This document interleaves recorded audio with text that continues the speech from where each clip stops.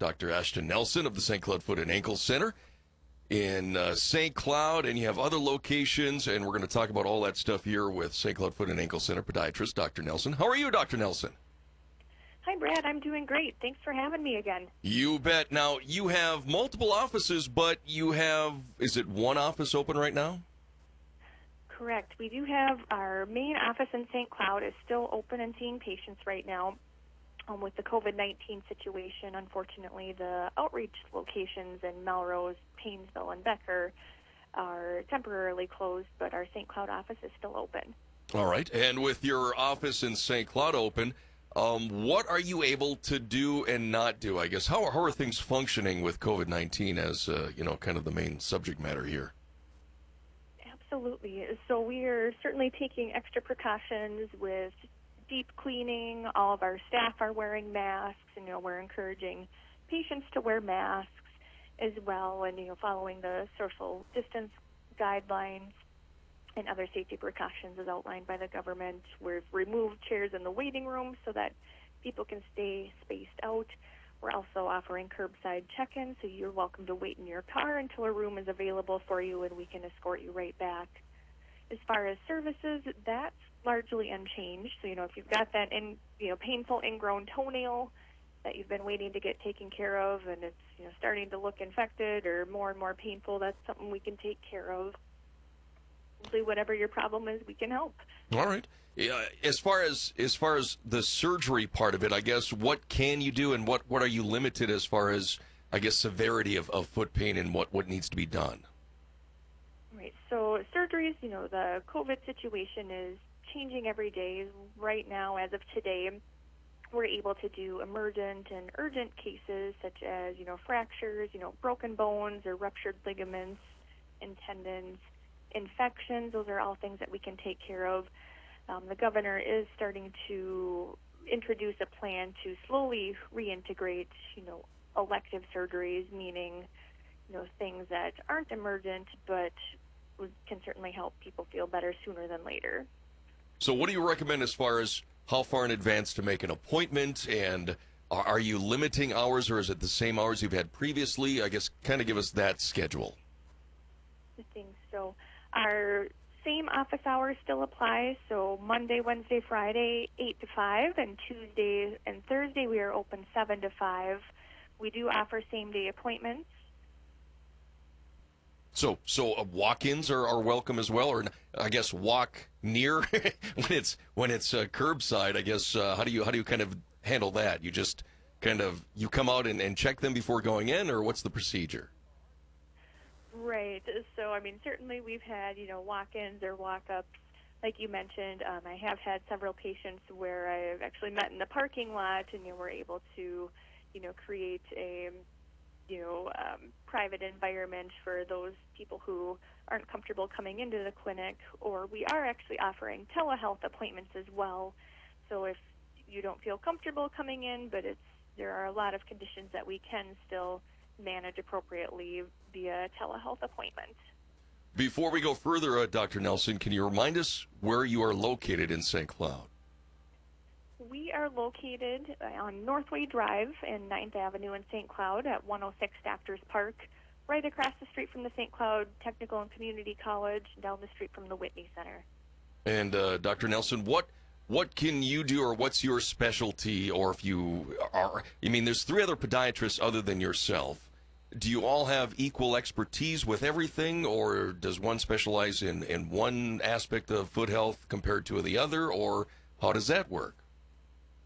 I think all 4 doctors in our clinic do practice the full spectrum of podiatric medicine and surgeries. So, all of us, are well-versed in bunions and hammer toe surgeries, ingrown toenails, preventative cares, ankle ligament repairs. So we all, I'd say, of course everybody has their favorite things to do, but we all are comfortable and enjoy practicing the full scope. Plus you've got new technology there to kind of aid in healing foot issues. Tell us more about that. Yes, we do have some exciting new technology, especially as elective surgeries have been delayed. We offer things like MLS laser therapy. This is a special class 4 laser that can help to reduce pain and swelling as well as promote healing. So certainly things like tendinitis can be helped with this. We can temporarily reduce arthritis pain, neuropathy pain. It can do really quite a lot. It's very exciting. Yeah, it's always when you look at the different issues that could go wrong with the foot and how you can help those issues, it's pretty amazing the coverage and kind of the care that you guys provide. Yes, we've certainly got a great variety of options from, non-invasive things, like the laser treatments I've mentioned, really no side effects, and it's non-invasive. You're in and out in about 20 minutes and back about your day without any downtime that you may associate with surgery of being laid up, 6 or more weeks afterwards. Now, with people coming in for their foot issues, is there something as far as I guess the pain is always a great incentive to go in and get care, but there's a lot of preventive things you can do before that happens. When it comes to foot care and how you can kind of provide that long-term care, what do you recommend as far as maybe just basic checkups to see how things are going before things get worse? Do you kind of recommend those kind of checkups, kind of a maintenance type of thing? We think so. There is certainly a spectrum, especially for like our diabetic patients who may be more prone to things like neuropathy, where the feeling in the feet is reduced. Certainly a lot of those people are coming in routinely about 3 to 4 times a year. And, some of those, I use the term routine loosely because many times at those appointments, they can be a checkpoint to catch a new problem before it has a chance to develop into something serious, such as a new ulceration or sore developing that we're able to catch before it, really turns into something that could cause somebody to, lose a toe or something dramatic. Do you think sometimes people put off getting foot care when, they absolutely should go in, but they think, well, this is not that serious, or, oh, it might get better on its own, or do you get a lot of that kind of, opinions going when they think, oh, I'll just wait for a while? Things we certainly see the whole spectrum of things. I've seen, ingrown toenails that started, one day earlier, and I've also seen ingrown toenails that have been kind of festering for almost a year. So we certainly see it all. Is there well, since you mentioned ingrown toenails, because it can get, of course, infected, can that be, a danger? I mean, could that be a little more serious than maybe some people think long term?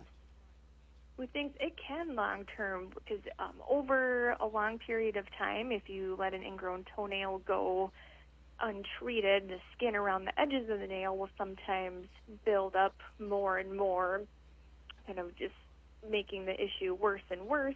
And in some of our, immunocompromised patients, such as, diabetics or cancer patients or people where their immune systems just aren't as strong, we do sometimes, not often, but I'll see a couple times a year where an ingrown toenail infection can turn into a deeper infection that can even get into the bone. All right. We got to take a break here very shortly here in a few seconds, Dr. Nelson. But once again, if people, we'll talk again after our break, but if people want to make that appointment or if they just want to kind of walk up and do it that way, again, you have both options. But what is your phone number to get a hold of you if they want more information? Our phone number is 320-251-5444. And that's St. Cloud Foot and Ankle Center. We'll visit more with Dr. Ashton Nelson. And I'll open up the phone lines, too, if you have a question for Dr. Nelson for our second portion of our program here. We got another about 10 or 11 minutes before our news time at 2. If you want me to ask Dr. Nelson something about a foot issue, give us a call, 845-2184. It's Brownfield 145 here on KASM Radio. Hogs were lower Tuesday. Soybeans, cattle, and corn finished mixed. I'm John Perkins with the Brownfield Market Update. Stein and List E3 brand soybeans are setting a new standard for weed control and yield performance. Contact your local Stein sales representative today to learn more. Choose Stein because Stein has yield. Beans were mixed, the nearbys up and deferreds down. China bought 378,000 tons of mostly new crop U.S. beans Tuesday morning, But tensions about COVID-19 and talk of new tariffs did limit support. 23% of U.S. soybeans are planted compared to the 5-year average of 11%. May was up 4 1/4 at 838 1/4. July was 3 higher at 839 1/2. Corn was also mixed, the nearbys up and deferreds down. 51% of U.S. corn's planted compared to 39% on average, but emergence is slower than normal because of generally cool temperatures. Mexico bought almost 110,000 tons of U.S. corn Tuesday, mostly for new crop delivery. May was up 2 1/4 at 313. July was 1 1/2 higher at 317. And wheat was mixed, consolidating. 55% of the U.S. winter wheat crop is rated good to excellent, up 1 point in the week. Spring wheat planting made a decent week-to-week gain, but is slower than normal at 29%. May Chicago was 1 1/4 higher at 525 1/2. May Kansas City was 3/4 lower at 483. May Minneapolis held steady at 498 1/4. Live and feeder cattle were mixed out of the rest of the week's direct cash cattle business. Light trade was reported in Nebraska, but most of the major feeding areas were quiet during the session. June live is down 160 at 86.47. August was 60 lower at 92.45. May feeders are 52 higher at 119.60. August was 72 lower at 128.25. And hogs were down on profit-taking and consumer demand concerns after the recent gains in the wholesale market. May lean was down 157 at 66.15. June was $1.22 lower at 64.27. We're online at brownfieldagnews.com. John Perkins, Brownfield. Adopt US Kids presents What to Expect When You're Expecting a Teenager. Learning the lingo. GOAT, G-O-A-T, acronym, stands for Greatest of All Time. As in, spaghetti sandwiches for dinner? They're my fave. Dad, you're the GOAT. You don't have to speak teen to be a perfect parent. Thousands of teens in foster care would love you just the same. Visit adoptuskids.org. Brought to you by the U.S. Department of Health and Human Services, Adopt U.S. Kids, and the Ad Council. All across the country, people are coming together to speed up what we can learn about health. The All of Us Research Program is calling on 1 million people to join us as we try to change the future of health. For your family, for future generations, for all of us. Visit joinallofus.org and find out how you can become 1 in a million. This is the Roadworthy Drive Minute. Less traffic, more speeders. Across the United States, local and state officials report an increase in speeding as traffic has dropped dramatically. This increase is not restricted to merely cars and trucks, as it seems that motorcycles are also taking part in the need for speed. Police across the country are stopping drivers clocking speeds of over 100 miles an hour in areas where even reaching speed limits could be difficult in more normal times. Speeds on interstates, state highways, and other major roads have surged by as much as 75% compared to what was normally seen pre-pandemic. And it's not just an urban occurrence. Rural highways are as likely to see a similar increase in speed, often 30 to 40 miles per hour above the speed limit. With an overburdened healthcare system stressed out due to the pandemic, this reckless disregard for speed limits could have some very dire consequences for those on the road. Slow down already. I'm Ken Chester. This has been the Roadworthy Drive Minute. It is KASM Radio. Good Tuesday afternoon to you. My name is Brad Melke. Taking some time today to visit with Dr. Ashton Nelson, podiatrist at St. Cloud Foot and Ankle Center. Their central office in St. Cloud is open. They also have their outreach centers in Becker, Melrose, and Painesville. Those centers are not open at this time due to the state restrictions, but their office in St. Cloud is open. And Dr. Nelson, I told this story when I was visiting with Dr. Walt Ellis a couple weeks ago about my own foot experience, my left foot. Early February, I was grocery shopping with my wife, and I don't know if I got a little too aggressive grocery shopping, but all of a sudden my left foot, just for whatever reason, started hurting, and I could barely walk on it. And I still have issues with my left foot, and I'm guessing I didn't got it treated for anything, but I'm guessing it's, if I'm saying this right, plantar fasciitis. Is that the right term? With things, so plantar fasciitis is a common foot ailment that we see. Most often affects the bottom of the heel. Sometimes it extends into the arch, and it can be quite uncomfortable. Yeah, and I just don't get why something went wrong, and I still deal with it off and on. Sometimes it hurts, sometimes it doesn't. I'm just so confused as to why it hurts in the first place. So other than putting inserts in my shoes, which I have, it seems to help a little bit. What else can I do maybe at home for my own, treatment if I don't want to bother you at St. Cloud Foot and Ankle Center? What should I do, Dr. Nelson? With things, well, first remember, telehealth appointments are an option right now if you prefer to stay at home right now.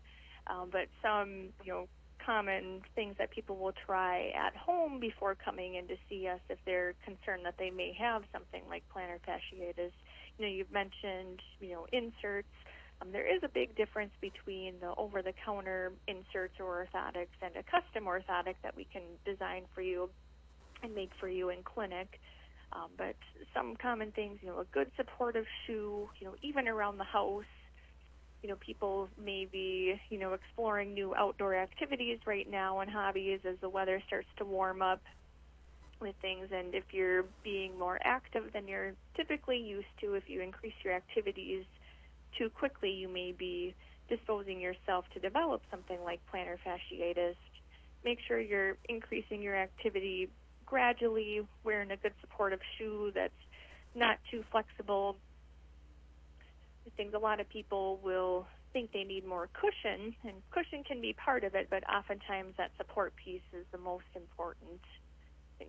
Icing the area is a great way to decrease inflammation as well.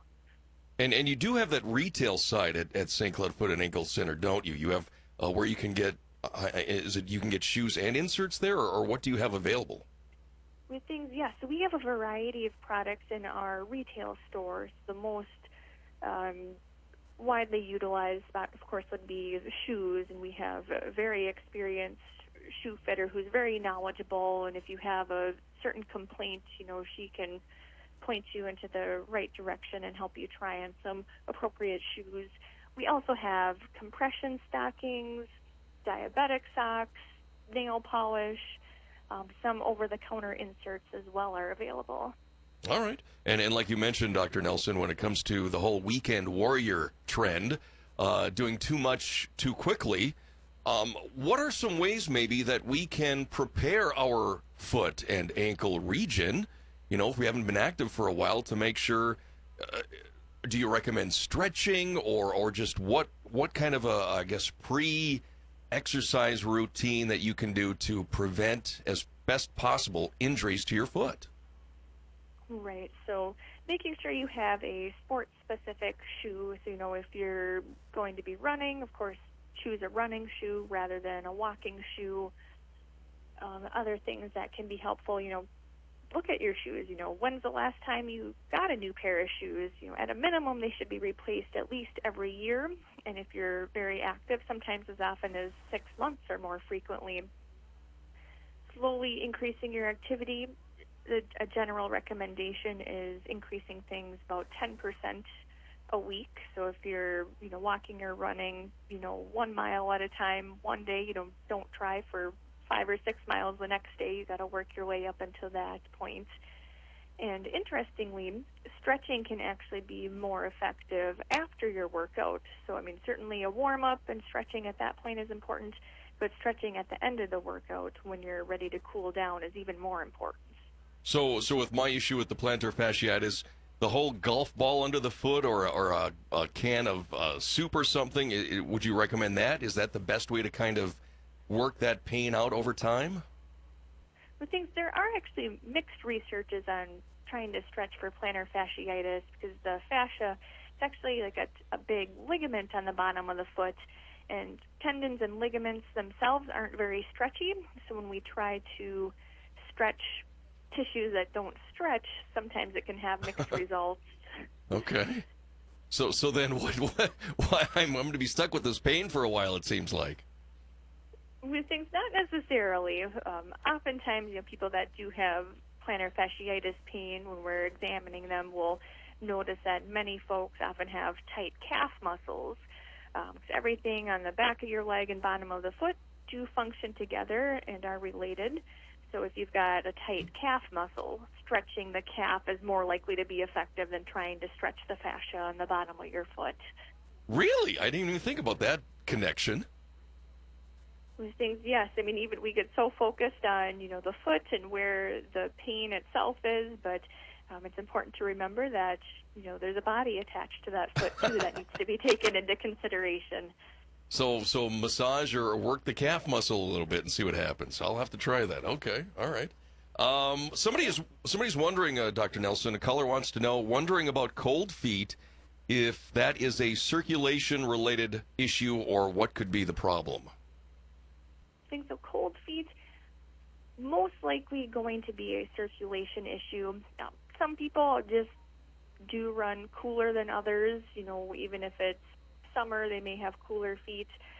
When we're more concerned about circulation issues is pay attention to any color changes in your feet. So if you're noticing things have kind of a blue or purplish hue to them, that can be a sign of underlying circulation that may not be getting to your foot as well as it can be. Okay.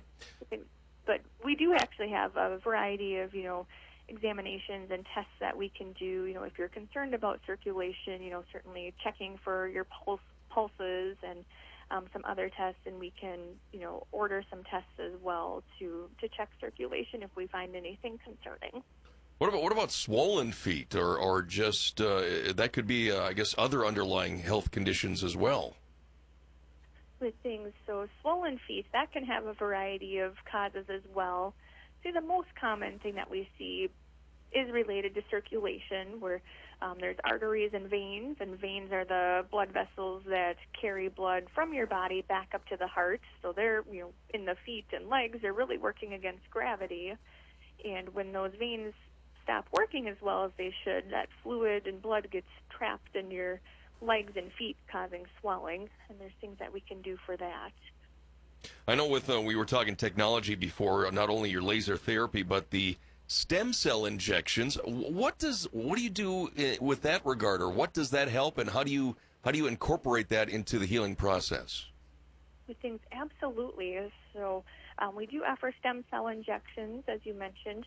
They're different than a cortisone injection in that cortisone is an anti-inflammatory medicine aimed more specifically at decreasing inflammation, where a stem cell injection actually will recruit your body's own stem cells and healing factors to promote true healing.